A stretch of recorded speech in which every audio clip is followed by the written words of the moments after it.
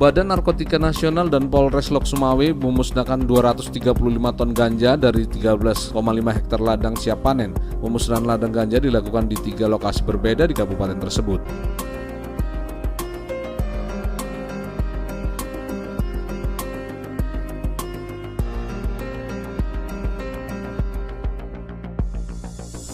Untuk mencapai ladang ganja yang ada di Desa Sawang, Kecamatan Sawang, Aceh Utara, pihak BNN bersama kepolisian Polres Lok Sumawe berjibaku melewati medan yang cukup sulit. Petugas harus menyeberangi sungai dengan arus deras meski berpegangan dengan seutas tali.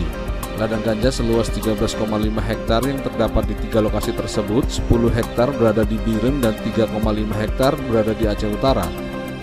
Ganja siap panen berusia 3 bulan dengan ketinggian berkisar 2 hingga 3 meter tersebut dimusnahkan dengan cara dicabut dan dibakar.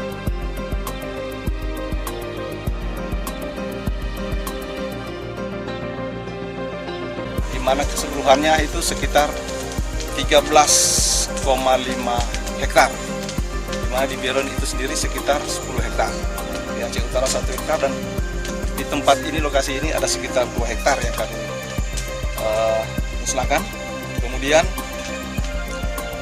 total keseluruhan atau setelah kami melaksanakan perhitungan, timbang dan lain sebagainya, maka secara keseluruhan kami mendapatkan dari 5 lokasi tersebut seluas 13,5 hektar itu seberat 235 ton ganja basah ya.